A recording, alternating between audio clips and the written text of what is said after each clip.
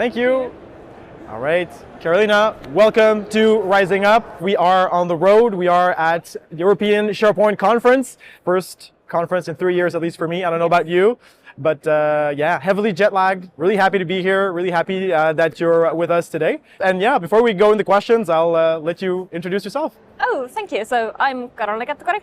I come from Finland, and this isn't my first live conference in 3 years. I've done few, but I really love being here. And the last time with Live ESPC in 2019 in Prague, It was an awesome event. So I'm hoping this will be as well.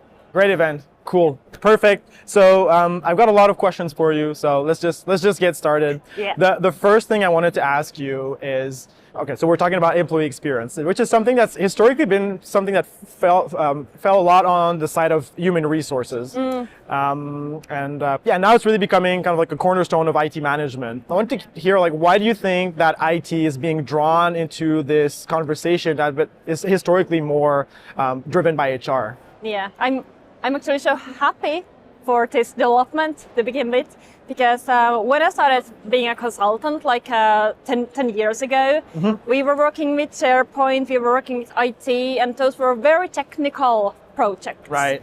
And then we realized that what about the end users in the organizations and all the employees who are using those applications?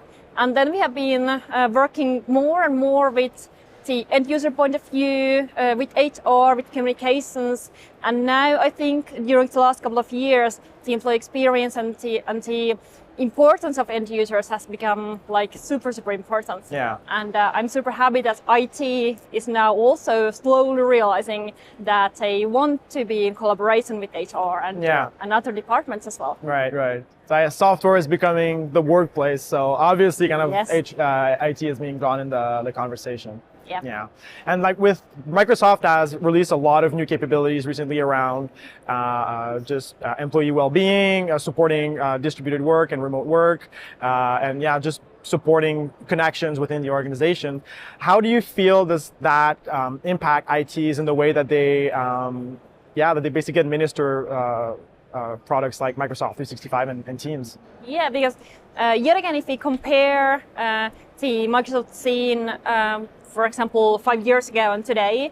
5 years ago, especially if you were in on-premises, you had this one SharePoint or one application, and you employed it, and then it like run basically by itself forever by itself. Yeah. And now you have not only SharePoint, not only Teams, but you have like 20, 30, 50 different applications. Right. And that makes the whole IT thing very complex compared to a couple of years ago. Yeah. No, for sure. It really changes the dynamic. This is like, We were lucky enough to attend your session this morning. Great session, by the way. Thank you. And you talked a lot about the impact of having back-to-back meetings and working long hours and how that affected productivity. And I mean, we can look at the researches and whatever, but I think we don't really need to look at them because I think we can all relate to that. We know, right? Exactly.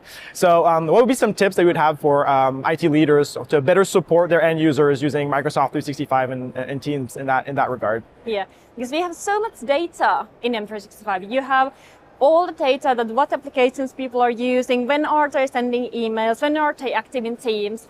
And if you really look at the data, you can support the end user experience and well-being. For example, if you see the pattern that they are having these 3 peak days, that they are working a lot in the evenings, so maybe that's something you could see in the reports and then find some helpful tips and tricks you can share with the employees, or maybe the leaders or team managers, and say that, hey, maybe we need to have a discussion with our team that maybe that's not the best way to go. Yeah. So we have all the data, and I think we should take advantage of the data more than before. Don't take a shot in the dark. Just like the data is there. Yeah. So where do you think is the best way for them to find that data? For those out there who are like, oh wow, I want to get started with this. Where would be a good place for them to start in getting this type of data? Yeah, I think the problem is that we have so many numbers, so much data that it's difficult to choose just like one report or one place. There's not one report to rule them all. There isn't many. But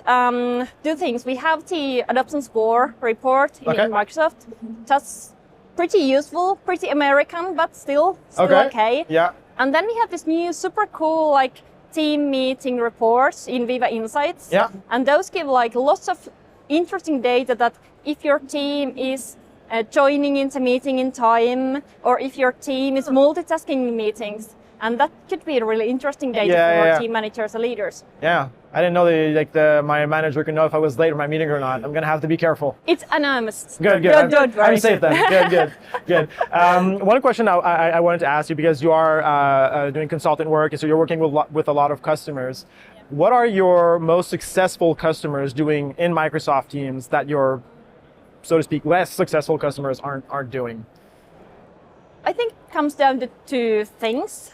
First of all, they have owners, not only from the IT department, but from HR, but from communications, but from the business department. So they're delegating a little bit more within the business. Yes, because even though it's technology, it's Microsoft, it's not an IT. Right, it's not just an IT thing. Yes. Yeah. And the other thing is that they have this long-term roadmap. So they're planning things forward, and cloud, ever changing, ever moving forward, new applications, new features coming in every day. So you just can't like do one governance plan, be still. Yeah. You have to think of the future and have that long-term roadmap for not only the technical part, but also for the employee experience. Yeah. No, that makes a lot of sense. And in terms of new functionalities, new features, or stuff that's been recently released by Microsoft in the employee experience space. Yeah. What are the functionalities you think that we should really keep an eye on in the upcoming year? Yeah, I'm laughing because at the keynote today we had this dance party with avatars thing. The mesh, yeah. Yeah, maybe at some point in the future. But right now, I would say that the well-being features in Viva Insights are super interesting. Okay. And also the basic well-being insights are included in your licenses. Okay. So that's something that everyone can do, everyone can utilize. Yeah. And it really helps with the employee experience part of Teams. And for those who aren't necessarily familiar with Viva Insight, what would be your kind of like a 30-second elevator pitch, so to speak, for those who aren't familiar? Oh yeah, it's your well-being assistant. Like it's an AI that helps you do your daily tasks and keeps a track of your well-being. Right. One of the biggest kind of like perks or benefits for Microsoft Teams is the way that it democratizes technology within the business with a kind of like this self-serve mentality. Do you have any tips for IT teams, so to better support teams and help the end users in a context where there's this self-service, and how to better administer their environments in terms of Microsoft Teams? Yeah, because interesting thing when Teams came like 2017, something like that, yeah, so many years ago.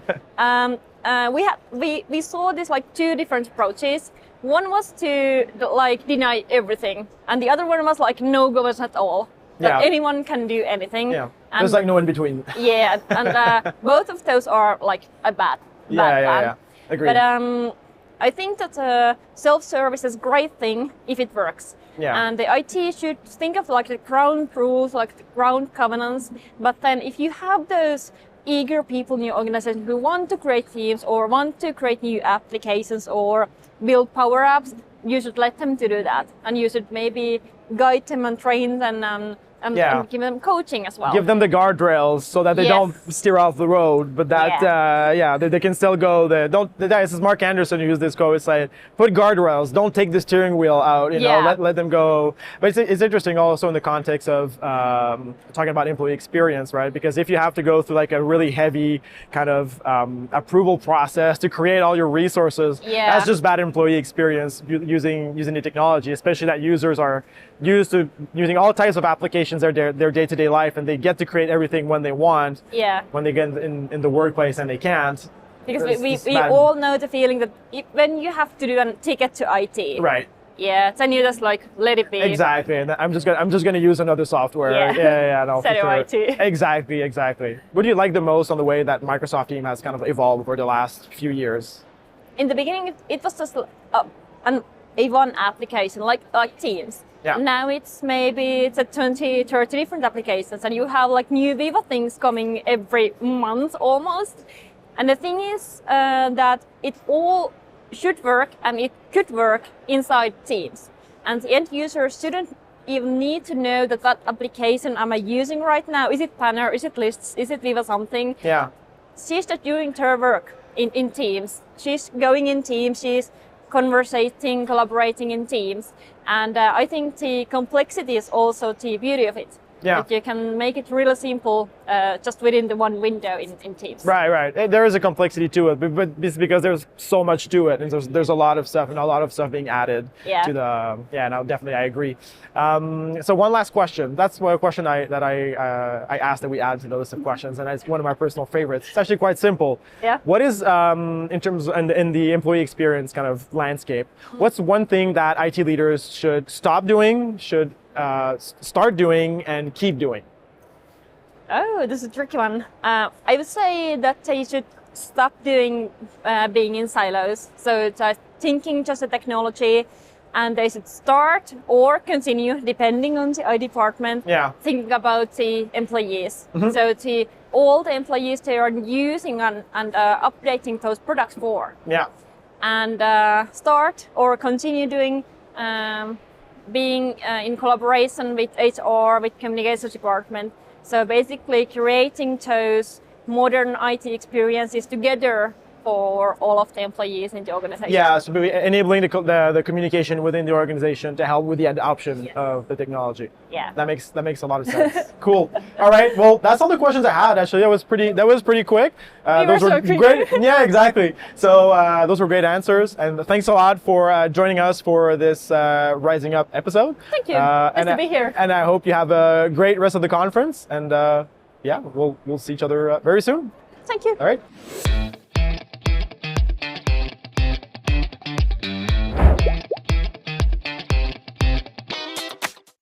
I forgot my next question.